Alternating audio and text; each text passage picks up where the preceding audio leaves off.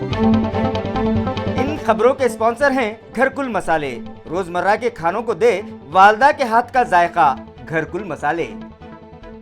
आदाब अर्ज़ है MCN उर्दू न्यूज़ में आपका खैर मकदम। नाजरीन, मैं हूँ समरीन नाज। खबरों के सिलसिले को आगे बढ़ाने से पहले आइए एक नजर डालते हैं आज की सुर्खियों पर। हेडलाइंस के स्पॉन्सर हैं घरकुल मसाले। रोजमर्रा के खानों को दे वालदा के हाथ का जायका, घरकुल मसाले। रेत की कालाबाजारी पर शिकंजा कसने जिला इंतजामिया हरकत ने। जिला कलेक्टर सुनील चौहान ने बजाते खुद हिरड़पुरी पहुंचकर रेत का बड़ा जखीरा किया जब्त। अवाम से ताउन की भी की अपील।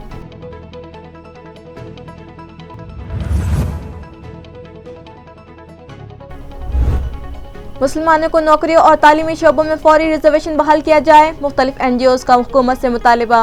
हुकूमत में शामिल मुस्लिम रहनुमा अपनी जिम्मेदारी निभाए, MP इम्तियाज जलील का मशवरा।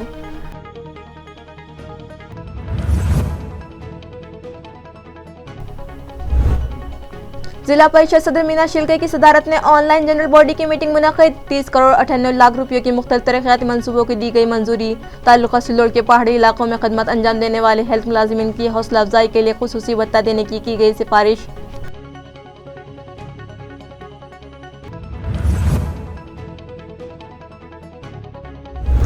और पेट्रोलियम अशिया की कीमतों में हो रहे बेतहाशा इजाफे से अवाम परेशान। वर्ल्ड ह्यूमन राइट्स काउंसिल ने किया मरकजी व रियासती हुकूमतों से टैक्स में तखफीफ का मुतालिबा। अब खबरें तफसील से। तालुका पैटर्न के हिरड़पुरी से रेत चोरी की मुतादिद शिकायत मिली है और इंतजामिया करारे वाकई सख्त कार्रवाई करेगा। ताहम इस मामले में अवाम व साकिनान भी मुस्तैद रहकर जिला कलेक्टर के दोस्त बनकर इंतजामिया से ताउन करें। इस तरह के इज़हार ख्याल जिला कलेक्टर सुनील चौहान ने हिरड़पुरी की अपने विजिट के दौरान किया है। वाज़ेह हो के पैठन के मोक्ष घाट, नवेगांव, भीवर न्याय और हिरड़पुरी के नदियों के रेत खित्तों से रेत की गैरकानूनी निकासी की कई शिकायत जिला कलेक्टर को मिली तो कलेक्टर ने इस मौजू पर संजीदगी दिखाते हुए रास्त इन रेत खित्तों के मकामात पर विजिट की और रेत खित्तों का जायजा लिया। इस मौके पर कलेक्टर सुनील चौहान ने देही साकिनान से भी बातचीत की और घरकुल, बिजली कनेक्शन, ज़रई पंप के बिजली कनेक्शन, बचत गटों की एयानत, अहलियती इजाफा व ट्रेनिंग, आबी फराहमी, राशन के अनाज की तकसीम और दीगर कई उमूर पर गाँव वालों से बातचीत की और उनसे पुरसे अहवाल किया। इसी के साथ साथ जिला कलेक्टर ने गैर कानूनी रेत निकासी करने वालों पर सख्त कार्रवाई का तयक़ुन दिया और गाँव वालों से भी अपील की कि वो भी इस मामले में मुत्तहिद होकर गाँव की तरक्की के लिए आगे आएँ। कोरोना की तमाम तरह एहतियात की भी तलकीन चौहान ने गाँव वालों से की है। कलेक्टर की इस विजिट के दौरान उन्होंने महसूल व पुलिस इंतजामिया को भी अहम हिदायत दी। साथ ही हिरड़पुरी खित्ते पर जाकर उन्होंने चुरा कर ले जाने के लिए तैयार रखा गया रेत का बड़ा जखीरा जब्त करने के भी अहकाम दिए। इस मौके पर उनके हमरा सब डिविजनल ऑफिसर स्वप्निल मोरे, तहसीलदार चंद्रकांत शेलके, पुलिस इंस्पेक्टर किशोर पवार, गोरख भामरे व दीगर मौजूद थे। जिला परिषद की जनरल बॉडी का इजलास सदर जिला परिषद मीना ताई शेलके की सदारत में ऑनलाइन मुनक़िद हुआ। इस इजलास में 30 करोड़ 98 लाख रुपयों के कामों को मंजूरी दी गई। ऑनलाइन तरीके से मुनक़िदा इस इजलास में ज़िले के प्राइमरी हेल्थ सेंटरों समेत 279 झेली सेहत मराकज़, साफ़ पानी की फराहमी, तसलसल के साथ बिजली फराहमी के कंप्यूटराइज्ड नज़्म जैसे कई उमूर पर बहस व तबादला ख्याल किया गया। इसी तरह ज़लज़ले व दीगर हंगामी हालात से बचाव की हिकमत अमली तय करने समेत इस इजलास में 29 करोड़ 98 लाख रुपये के तखमीने के कामों को मंजूरी दी गई। इसी तरह तालुका सिल्लोड के पहाड़ी इलाकों में बरसरकार सेहत मुलाजिमीन अफसरान की तनख्वाहों में इजाफी व हौसला अफजा भत्ते दिए जाने की तजवीज़ भी लाई गई और 14वें मरकज़ी मालियाती कमीशन की शरह सूद की बकाया रकम से प्राइमरी हेल्थ सेंटरों के लिए ज़रूरी वसाइल व सामान और मशीनरी ख़रीदने के लिए हुकूमत की मंजूरी और फ़ंड फराहमी की तजवीज़ भी रखी गई। जबकि गंगापुर के नेवरगांव के कदीम मुंबई आब के इन्हदाम के लिए 80,000 और गाड़ी वाट परडी तांडा तालुका पैठन में स्कूल की नई क्लासेस शुरू करने और स्कूल के लिए कमरे तामीर करने के लिए 1 करोड़ 60 लाख के खर्च को मंजूरी दी गई। इस इजलास में सभापति अविनाश गलांडे, तामीरात के सभापति बलांडे, इसी तरह चीफ एग्जीक्यूटिव ऑफिसर व दीगर अराकीन व अहदेदारान ऑनलाइन मौजूद थे। मुसलमानों को मुलाजिमत और तालीम में रिजर्वेशन बहाल किया जाए। बसूरत दिगर 1 जुलाई से जमहूरी तर्ज पर अवामी तहरीक शुरू की जाएगी। इस तरह का मुतालिबा मुख्तलिफ NGOs ने मुश्तरका तौर पर हुकूमत से किया है। इस ज़िमन में रियासती वज़ीर आला के नाम एक मेमोरेंडम इलाकाई कमिश्नर के सिपुर्द किया गया, जिसमें कहा गया है कि हुकूमत की बनाई गई मुख्तलिफ कमेटियों और कमीशन की रिपोर्टों में ये साफ तौर पर बता दिया गया है कि इस मुल्क में मुसलमानों की हालत निहायत ही खस्ता हो चुकी है और वो पसमानदगी के दलदल में धंस चुके हैं। लिहाजा उन्हें कौमी धारे से जोड़ने के लिए उन्हें हर मैदान में रिजर्वेशन देने की सिफारिशात भी इन कमेटियों और कमीशनों ने की है, जिसके बाद रियासत महाराष्ट्र की साबिका यूपीए हुकूमत ने मुसलमानों को नौकरियों और तालीम में 5% रिजर्वेशन देने का ऐलान किया था।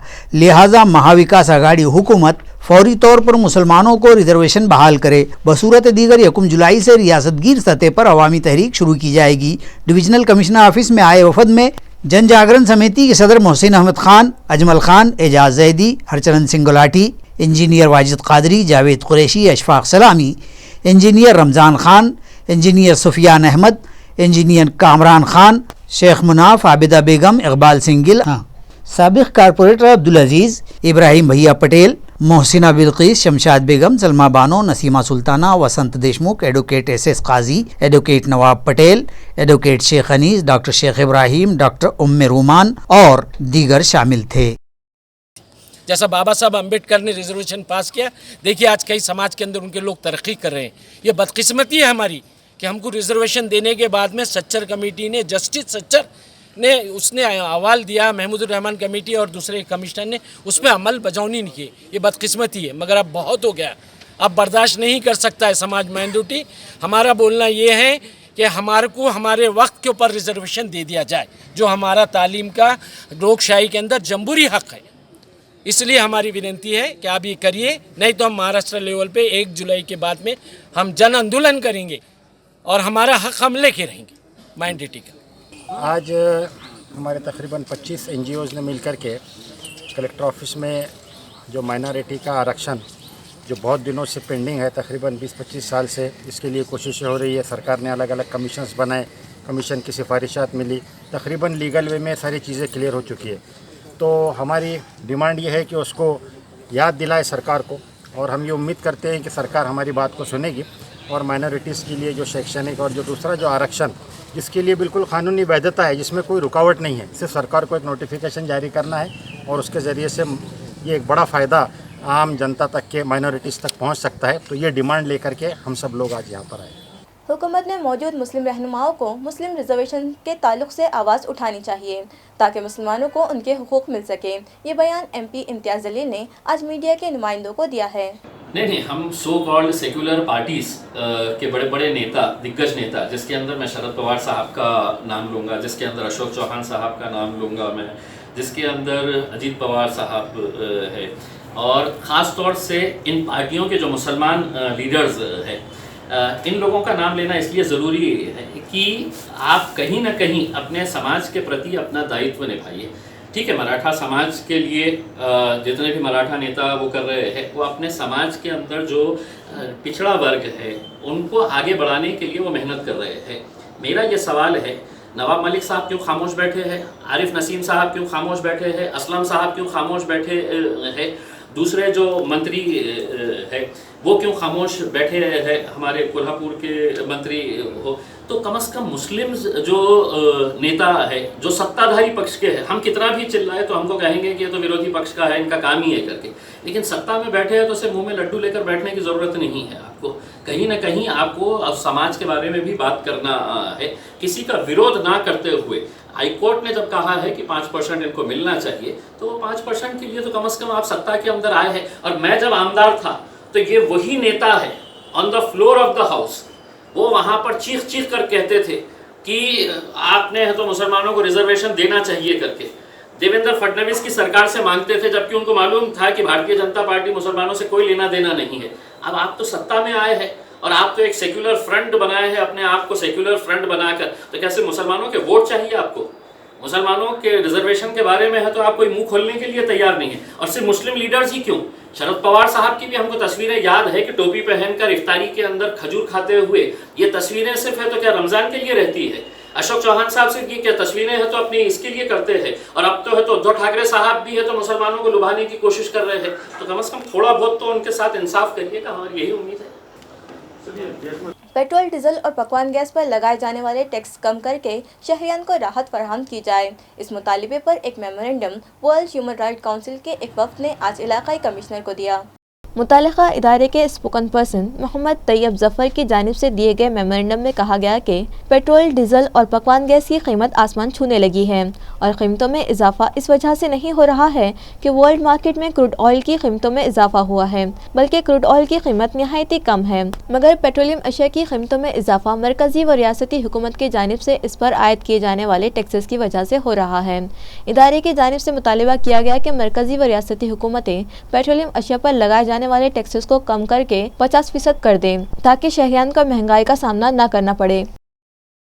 तो ह्यूमन राइट्स काउंसिल की एक पूरी टीम ने बैठकर रिसर्च किया है और इन्होंने ये आंकड़े निकाले कि अगर सेंट्रल गवर्नमेंट अपने टैक्स में से 50% माफ करता है और स्टेट गवर्नमेंट अपने टैक्स से 50% माफ करता है तो कमोबेश 1 लीटर पेट्रोल पर गालिबन 29 से 30 रुपए का जो है तो बचत हो सकती है। जो पेट्रोल 103 रुपए लीटर अभी मिल रहा है वो 72 रुपए लीटर मिलेगा। नांदेड़ जिले के राब्ता वजीर और अहम कांग्रेसी रहनुमा अशोक चौहान के काफिले को बिलोली में शिव सैनिकों ने काली झंडियां दिखाई।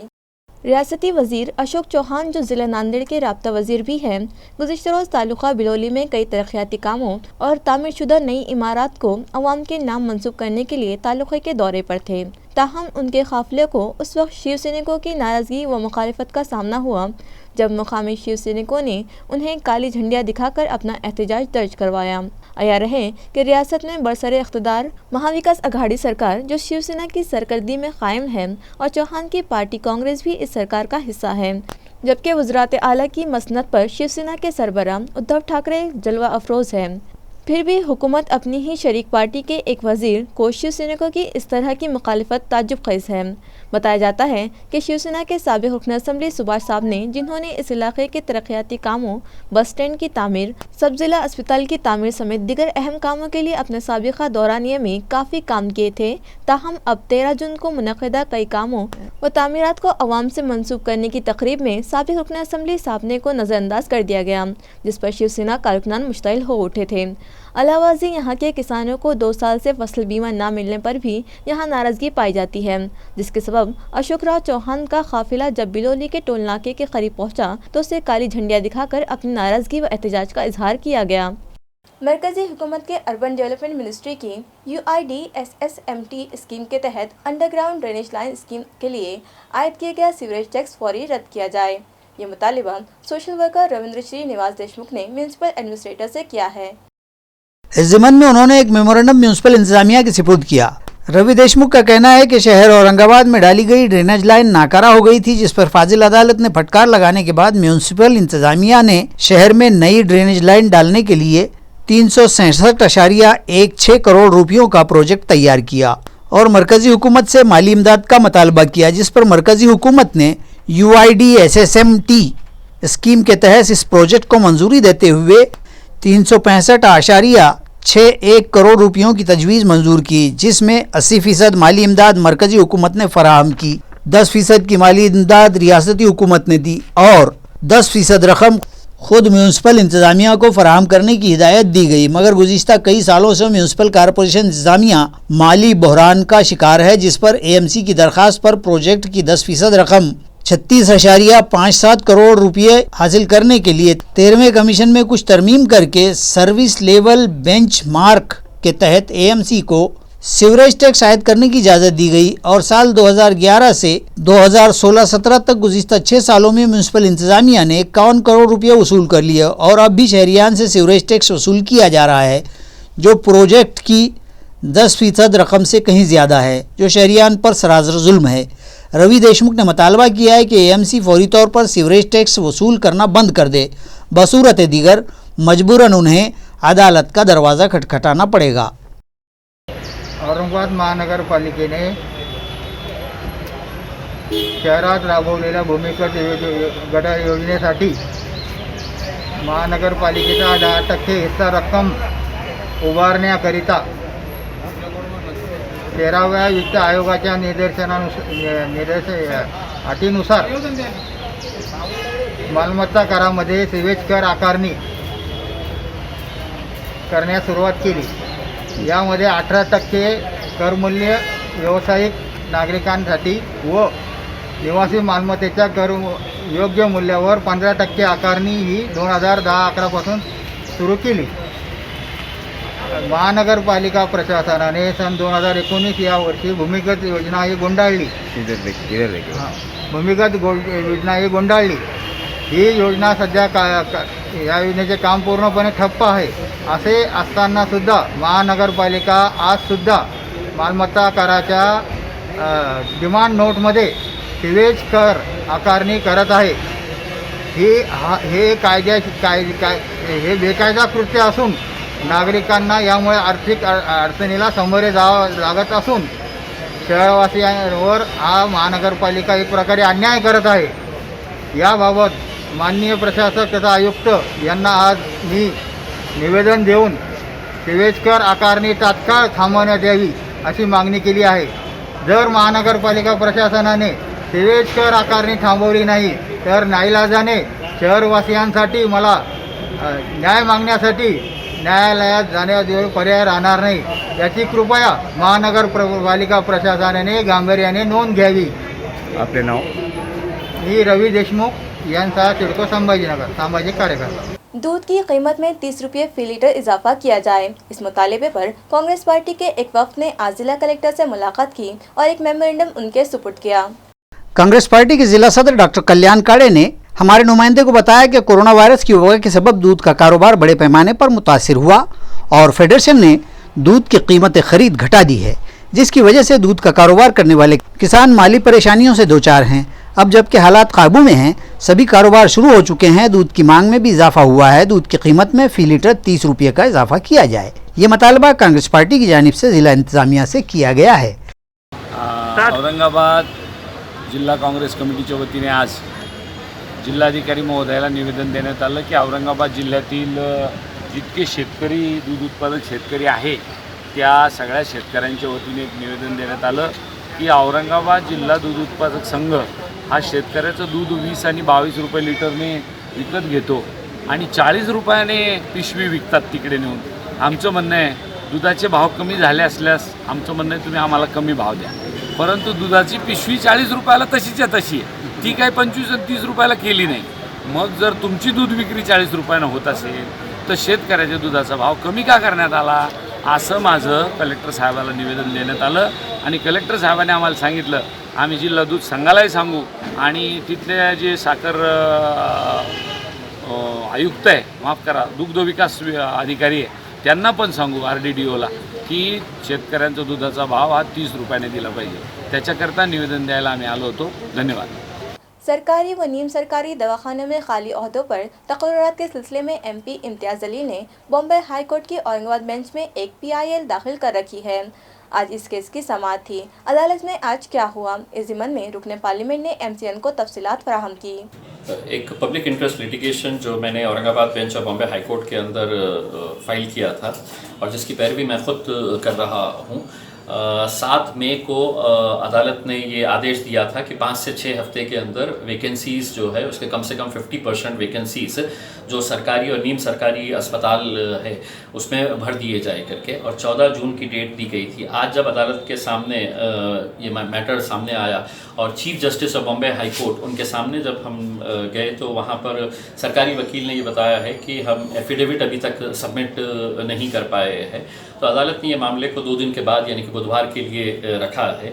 हमने इस मैटर के अंदर महानगर पालिका को भी पार्टी बनाने का अनुरोध किया हाईकोर्ट से, और हाईकोर्ट ने उसे एक्सेप्ट किया क्योंकि महानगर पालिका के अंदर भी बहुत सारे तकरीबन 36 के करीब हेल्थ सेंटर्स हैं और वहाँ पर भी डॉक्टर्स की और मेडिकल स्टाफ की वैकेंसीज है, तो वो एक्सेप्ट किया गया है. हियरिंग के दौरान सरकारी वकील ने ये कहा कि हमारे क्लास 3 और क्लास 4 के जो एम्प्लॉयज़ हैं उनको भरने की प्रक्रिया शुरू है और अगले 8-10 दिनों के अंदर जो एजेंसी के ज़रिए भरा जाएगा उसका फाइनल किया जाएगा. मैंने अदालत को ये बताया है कि 28 मार्च 2020 को यानी कि पिछले साल तकरीबन 15 महीने पहले इसी अदालत ने Aurangabad bench of Bombay high court ने ये आदेश पारित किया था और कहा था कि मामला गंभीर है और जल्द से जल्द ये वैकेंसीज भरने चाहिए. तो उस वक्त तो ये आश्वासन दिया गया था कि ये पोस्ट जल्द से जल्द भरे जाएंगे। 15 महीने के बाद भी अभी भी कोई हलचल नज़र नहीं आ रही है। हम उम्मीद करते हैं कि बुधवार के दिन अदालत इसके ऊपर कुछ गंभीरता से इस मुद्दे को लेकर सरकार को आदेशित करेगा, और क्योंकि हम समझते हैं कि सरकार की अभी भी जो मंशा है वो एक बहुत ही कैजुअल तरीके से और बहुत ही उसको नज़रअंदाज करते हुए कि ये बहुत ज़्यादा सीरियस मामला नहीं है, जबकि हम ये समझते हैं कि जितने भी परेशानियां लोगों को झेलनी पड़ी, जितने भी मौतें हुई है, वो बचाई जा सकती थी, वो रोकी जा सकती थी अगर यहाँ पर हमारे हॉस्पिटल्स के अंदर डॉक्टर्स रहते, नर्सिंग स्टाफ रहता, टेक्नीशियंस रहते या इवन स्वीपर्स रहते। अगर ये पूरी टीम अगर रहती तो बहुत हद तक गरीब पेशेंटों को इसका फ़ायदा मिल सकता था। जी, आपको लगता है कि थर्ड फेज़ आने से पहले आपकी जो डिमांड्स थी वो? देखिए, हमारी कोशिश यही है कि थर्ड फेज़ आने से पहले अगर खुदा न करे ये आता है तो कैसी सिचुएशन रहेगी, क्या हालत रहेगा, क्योंकि दूसरी फेज़ के बाद किसी को ये मालूम नहीं था कि म्यूकोरमाइकोसिस नाम की एक बीमारी आएगी और जिसका इलाज डेंटिस्ट के ज़रिए किया जाएगा। तो हमने अदालत से ये भी कहा है कि इस पिटिशन के अंदर हम गवर्नमेंट डेंटल कॉलेज को भी इंक्लूड करना चाहते हैं, क्योंकि वहाँ पर भी वैकेंसीज़ है। तो अदालत ने ये कहा है कि एक ऑलरेडी क्रिमिनल पिटिशन इसी बेंच के अंदर चल रही है, हाई कोर्ट के अंदर, तो आप उसके अंदर जाके है तो अपने जो मुद्दे है डेंटल कॉलेज से रिलेटेड और अलग अलग जो इश्यूज़ है, आप उस क्रिमिनल पिटिशन के अंदर आप शामिल हो सकते हैं। तो हम यकीनन उस पिटिशन के अंदर शामिल होकर अदालत को ये बताएंगे कि दूसरी जगह के ऊपर और ख़ासतौर से घाटी के अंदर जो मुद्दे हैं उसको उजागर करेंगे। शहर के ब्रिजवाड़ी में नाकाफी पानी फराहमी के साथ साथ इस पानी के आलूदा होने के सबब साकिनान की उमूमी सेहत खतरे में है और वो मुख्तलिफ बीमारियों के शिकार हो रहे हैं। इलाके का निज़ाम सफाई भी सख्त मुतासिर है। साकिनान ने कॉर्पोरेशन इंतजामिया से फौरी तवज्जो का मुतालबा किया है। शहर के पहलू में बसा गरीब साकिनान का यह इलाका ब्रिजवाड़ी, जहां इन दिनों अवाम व साकिनान बुनियादी सहूलियात से महरूम हैं। इलाके में आबी फराहमी भी इंतहाई खलील मकदार में की जाती है। इस पर तुरफा ये कि ये पानी भी आलूदगी से पाक नहीं मिलता और साकिनान इसी पानी के पीने पर मजबूर है, जिसके सबब यहाँ कई अमराज जोर पकड़ रहे हैं। बस्ती से गुजर रहे नालों व नालियों की सफाई नहीं हो पा रही है। नालियाँ लबालब हो गई हैं और बारिश का पानी घरों व दुकानों में घुस आता है। जबवजह फाजिल पानी के चैम्बर उबल कर रास्तों पर गंदा पानी बह रहा है। मच्छर मक्खियों की बहुतात हो चुकी है, लेकिन यहाँ जरासीम कुछ दवाएं छिड़कने या फॉगिंग का कोई एहतमाम नहीं किया गया। तंग आकर यहाँ के साकिनान ने अपनी परेशानियों और अदम सहूलियात की राम कहानी MCN को सुनाते हुए इंतजामिया से तवज्जो का मुतालबा किया है। नालीतली किडे सगळे घाण येऊ लागले घरामध्ये, नाली बंद करा नाही तर मग व्यवस्थित करून द्या नाली करून सनी व्यवस्थित नवीन बांधा तुम्ही, कारण की माझ्या घराचं असं घराच्या त्या याच्याजवळ पण पायाजवळ पण नाली बांधू नका, थोडं बाजूला घेऊन सनी बांधा पलीकडे। नळाला पाणी दूषित येऊ लागलं, त्याच्यामुळं आमचे मुलं बाळ आजारी पडू राहिले, पाणी खराब येऊ राहिलं, पिवळं पाणी येतं, खराब येतं, तरी तसंच प्यावं लागतं आम्हाला नाविलाजामुळं। बोला, या ब्रिजवाडीची समस्या खूप कठीण झालेली आहे। एक तर 8व्या 9व्या दिवशी पाणी येतं नळाला, तेही दूषित पाणी येतं आणि अशा दूषित पाण्यानं या विभागातले लोक, लहान मुलं, वयोवृद्ध लोक बिमार पडत आहेत। आणि याच्यासाठी ड्रेनेजची जी लाईन आहे, ती ड्रेनेजची लाईन गेल्या किती 2 महिन्यापूर्वी मी कमिशनर साहेबाला एक फोन केला होता की बाबा ह्या अशी परिस्थिती ही बघा, याच्याकडे बघा। तेव्हा कमिशनर साहेबांनी सांगितले की मला मेसेज करा। मी त्यांना मेसेज केला आणि त्या मेसेज केल्याच्या नंतरही अजून त्या ड्रेनेजचं काम झालेले नाही। ड्रेनेजचे लोक येतात, ते म्हणतात आमच्या बसचं काम नाही, याचे पाईपलाईन बदलावं लागेल, 1-2 पाईप खराब झालेले आहेत। आणि मग याच्या कारणाने काय होतं की ते ड्रेनेजचं पाणी आणि पिण्याच्या पाण्यास याचं एकमेकास टक्कर होऊन तेच पाणी या वस्तीतल्या लोकांना पाणी गंद पाणी प्यायला मिळतं। यावर ना या वार्डाला माय ना बाप अशी परिस्थिती निर्माण झालेली आहे। आता लॉकडाऊन उघडलेलं आहे। आम्ही आता यानंतर महानगरपालिकेसमोर आंदोलन उभं करणार आहेत।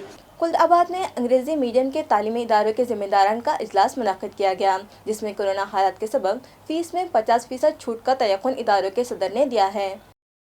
तालुक़े के अंग्रेजी मीडियम इदारे सदर व जिम्मेदारान का ये इजलास तालुका सदर सुनील मरकर की सदारत में मुनक़िद हुआ। इजलास में मौजूद सूरत हाल पर गौर व ख़ौस करते हुए बताया गया कि पिछले 2 साल के अरसे से देही इलाक़ों के बेशतर तलबा तालीम से महरूम रह गए हैं। ऐसे हालात में तलबा के तालीमी मियार को कैसे बढ़ाया जा सकता है। और कोरोना के मौजूदा हालात में देही तलबा के हुसूल तालीम को कैसे मुमकिन बनाया जा सकता है और नई तालीमी साल में ऑनलाइन तालीम का क्या तरीक़ाकार होगा, इन तमाम उमूर पर तबादला ख्याल किया गया। साथ ही साल 2020-21 की तालीमी फ़ीस में 50% छूट दिए जाने पर भी इत्तेफाक किया गया। इसी तरह जिन तलबा के वालिदैन में से कोई कोरोना की वबा के शिकार होकर फौत हो गए हों तो ऐसे तलबा की 10वीं तक की तालीम मुफ्त दिए जाने का भी अहम फैसला इस इजलास में किया गया। इस इजलास में फ़ीस को लेकर या किसी और वजह से मसाइल व तनाज़ात खड़े करने वाले सरपरस्तान तलबा के ख़िलाफ़ सख्त कार्रवाई के लिए महकमा तालीम से नुमाइंदगी करने का भी फैसला किया गया। जबकि हाई कोर्ट के अहकाम के मुताबिक तालीमी साल 2021-22 के लिए तालीमी फ़ीस में सिर्फ 15% छूट दिए जाने का खुलासा भी किया गया। ताहम ये भी कहा गया कि समाजी एहसासात को मलहूज़ रखते हुए इस तालीमी साल में भी शहर के अंग्रेज़ी स्कूल और देहाती इलाकों के स्कूल अपनी फ़ीस में 25% की सहूलत देंगे। नए तालीमी साल में भी हुकूमत हिदायत के मुताबिक ऑनलाइन तालीम शुरू की जाएंगी। इस तरह इस इजलास में दिगर कई अहम उमूर पर गौर व ख़ौस किया गया। इजलास के शुरुआत में तालुक़े भर के संस्था चालक व इदारों के सदर और ज़िम्मेदार मौजूद थे। यकतरफा इश्क एक नौजवान को महंगा पड़ गया। पुलिस ने मज़कूरा आशिक़ नामुराद रवि किशन पवार के खिलाफ मामला दर्ज कर लिया। शहर के कोकनवाड़ी इलाके में एक किराए के कमरे में रहने वाले एक नौजवान की नज़र एक खातून पर पड़ी और खातून पर उसका दिल आ गया। वो एक तरफा मोहब्बत में गिरफ्तार हो गया और पिछले 3 माह से खातून का पीछा करता रहा और आखिरकार खातून से ख़ुर्बत बनाने के लिए मज़ीद एक पायदान पार करते हुए उसने इस खातून की एक सहेली को मैसेज करके किसी तरह अपनी माशूक़ा का नंबर हासिल कर लिया। तब खातून पर यह उख्ता खुला तो चिराग पा हो उठी और उसने रास्त वेदांत नगर पुलिस थाने में दिल फेंक मजनू रवि किशन पवार के खिलाफ शिकायत दर्ज करवा दी है। ताल्लुका सिल्लोड़ में हादसात का सिलसिला जारी है। मोड़ा फाटा के करीब किसी नामालूम गाड़ी की टक्कर से 3 अफराद की मौत हो गई। नाजरीन, पिछले चंद दिनों से ताल्लुक़े में जैसे हादसात का सिलसिला ही चल पड़ा है। अभी भराड़ी और फिर उसके बाद सावखेड़ा के मज़ाफ़ाती सड़क हादसात और इससे हुई जानों के इतलाफ के वाक़यात ताज़ा ही थे कि फिर गुज़िश्ता रोज़ 12 जून को शहर के करीबी भराड़ी रोड पर वाक़े मोड़ा फाटे पर किसी नामालूम गाड़ी ने 3 अफराद को टक्कर मार दी, जिसमें तीनों ही लोग फौत हो गए।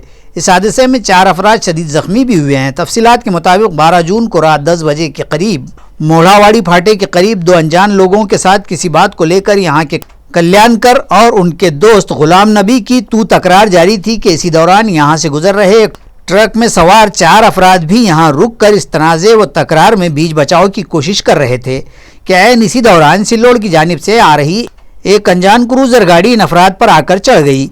यह हादसा इतना शदीद था कि 3 अफराद फौत हो गए और 4 लोग शदीद ज़ख्मी हो गए।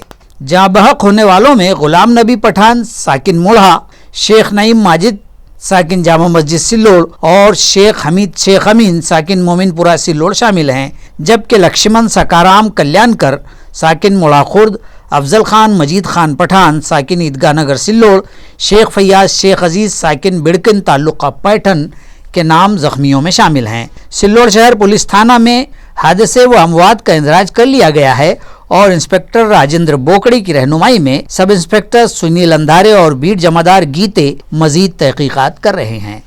मी पोलीस निरीक्षक राजेंद्र बोकडे नेमणूक सिल्लोड शहर दिनांक 12/6/2021 रोजी रात्री 11च्या सुमारास मोडा फाटा सिल्लोडपासून साधारणतः 2 ते 2.25 किलोमीटर या ठिकाणी 2 वांगी या ठिकाणी राहणारे अज्ञात व्यक्तींचं रोडवर वाद चालू होता। दरम्यानच्या काळात भराडीकडून सिल्लोडकडे येणारी नकाची टेम्पो येत असताना रोडवरचा वाद पाहून ते गाडी त्या ठिकाणी त्यांनी थांबवलं। त्यात वाहनामध्ये 4 हमाल होते, ते खाली उतरले। ते सर्व सिल्लोडचे रहिवासी होते। ते खाली उतरून वाद सोडवत असताना दरम्यानच्या काळात सिल्लोडकडून भराडीकडे एक क्लुझर भरधाव वेगात येऊन त्या ठिकाणी अपघात करून निघून गेलेला आहे। त्या अपघातामध्ये एकंदर 4 इसम जखमी आहेत। 3 इसम गंभीर जखमी झाल्यामुळे त्यांना वैद्यकीय उपचारासाठी दाखल केले असता ते तीनही मयत झालेले आहेत. त्यापैकी 2 औरंगाबाद घाटी हॉस्पिटल आणि 1 सिल्लोड घाटी हॉस्पिटल या ठिकाणी मयत झालेले आहेत. वाहनांचा शोध घेण्यासाठी कसोशीने 2 पथक तयार केलेले आहेत. CC कॅमेरा आणि शहरातील आजूबाजूच्या तालुक्यामध्ये त्या क्लोजर किती आहेत याची पडताळणी चालू आहे. माननीय उपविभागीय पोलीस अधिकारी डॉक्टर विजयकुमार मराठे साहेब हे घटनास्थळी आलेले आहेत. सध्या तपास माननीय मोक्षदा पाटील मॅडम पोलीस अधीक्षक औरंगाबाद ग्रामीण यांच्या मार्गदर्शनाखाली आम्ही स्वतः व आमच्या सोबत काम करणारे अधिकारी पोलीस उपनिरीक्षक सुनील अंधारे साहेब व सिल्लोड पोलीस स्टेशनचा संपूर्ण स्टाफ कसोशीने गुन्हा उघडकीच्या दृष्टिकोनातून प्रयत्न चालू आहे. लवकरच यश येईल अपेक्षा व्यक्त करतो. जय हिंद. तालुका पैठन के खामजलगांव के जंगल में चरवाहे की पुरअसरार मौत. ताहम पोस्टमार्टम में कल्बी हमले से हुई मौत का खुलासा सामने आया है. पुलिस मजीद जांच कर रही है. इस वाक़े की तफसीलात कुछ यूँ है कि तालुका पैठन के ढाके फल के साकिन 70 साला गोपीनाथ साहेब राव सन 13 जून को सुबह ही बकरियां चराने जंगल के लिए गए हुए थे. लेकिन जब शाम के बाद रात भी हो गई और गोपीनाथ वापस नहीं आए तो घर वालों को तशवीश हुई और उन्होंने उनकी तलाश शुरू की. तो इसी दौरान किसी ने गोपीनाथ के लड़के को इत्तला दी कि तुम्हारे वालिद खामजलगांव के जंगल में मुश्तबा हालत में पड़े हैं. लड़का फ़ौरन जाए वक़ू की तरफ दौड़ा तो देखा कि यहाँ गट नंबर 55 में वाक़ शिवाजी आड़े के खेत में गोपीनाथ बेहोशी की हालत में पड़े हुए हैं. बिल्किन पुलिस को इत्तला हुई तो मामून इंस्पेक्टर संतोष मानी अपने अमले के साथ फौरी मौके पर पहुँच गए और गोपीनाथ संत को बिल्किन के देही अस्पताल लाया गया, जहाँ डॉक्टर वेद प्रकाश पाठक ने जाँच की और गोपीनाथ की फौत हो जाने की तस्दीक कर दी. लाश का पोस्टमार्टम किया गया तो मालूम हुआ कि बकरियां चराने के दौरान ही गोपीनाथ पर शदीद हार्ट अटैक हुआ जिससे उनकी मौत हो गई. मामून इंस्पेक्टर संतोष मानी की रहनुमाई में बेड जमादार गोविंद राउत, अहलकार सुमल वसावे, पुलिस पाटिल निवृत्ति एरंडे मजीद तहकीकात कर रहे हैं. लॉकडाउन के दौरानिये में शहर के धावनी मोहल्ले में सिरके की वारदात में 28 तोले सोने की जेवरात की चोरी का सनसनीखेज मामला गुज़िश्ता रोज सामने आया है. इस मामले में ताज्जुब-खेज़ अमर ये भी बतलाया गया है कि घर में रखी अलमारी के लॉकर से सारिकों ने लगभग 40 तोले सोने के जेवरात में से सिर्फ 28 तोले के जेवरात ही सिरका किए, जबकि बकिया जेवरात और 1.5 किलो चांदी के बर्तन व नकद रकम जू की तू ही रखी है.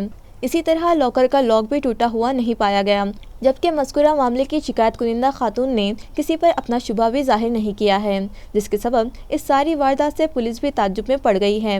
जबकि तफसील यूँ बतलाई गई है कि सिटी चौक थाने में शिकायत दर्ज करवाने वाली खातून विजया सचिन अवस्थी के मुताबिक उसके शौहर सचिन अवस्थी एक खानगी हवाई खदमात कंपनी एयर कार्गो में बरसर खदमात है. धावनी के इलाके में इनका 2 मंजिला आबाई मकान है, जिसमें निचली मंजिल पर उसके सास व खुसर और ऊपरी मंजिल पर उसकी फूफी सास अपने शोहर के साथ रहती है. 18 फरवरी को उसकी सास मीना देवी ने अलमारी के अंदरूनी लॉकर में मज़कूरा जेवरात व सामान और नकद 35,000 रुपये रखे थे.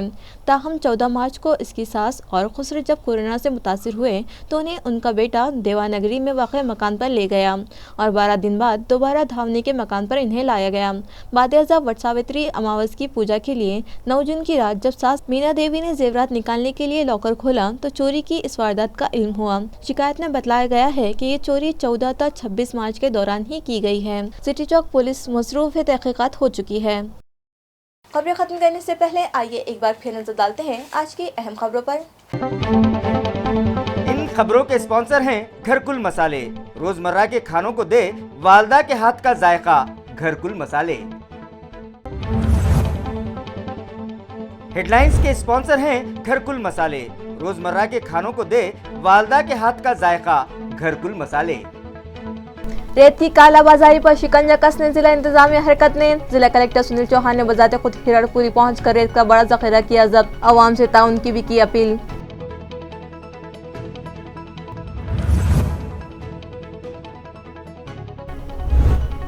मुसलमानों को नौकरियों और तालीमी शोबों में फौरी रिजर्वेशन बहाल किया जाए. मुख्तलिफ NGOs का हुकूमत से मुतालिबा. हुकूमत में शामिल मुस्लिम रहनुमा अपनी जिम्मेदारी निभाए. MP इम्तियाज जलील का मशवरा.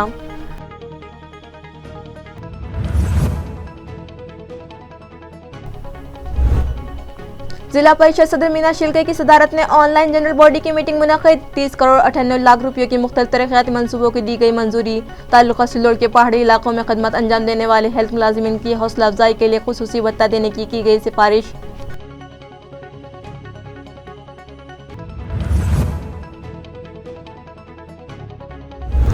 और पेट्रोलियम अशिया की कीमतों में हो रहे बेतहाशा इजाफे से अवाम परेशान। वर्ल्ड ह्यूमन राइट्स काउंसिल ने किया मरकजी व रियासती हुकूमतों से टैक्स में तखफीफ का मुतालबा। इसी के साथ MCN उर्दू न्यूज़ अब यही खत्म होती है। कल फिर मुलाकात होगी कुछ और खबरों के साथ। तब तक के लिए मैं समीर नाज आपसे इजाज़त चाहती हूँ। खुदा हाफिज़।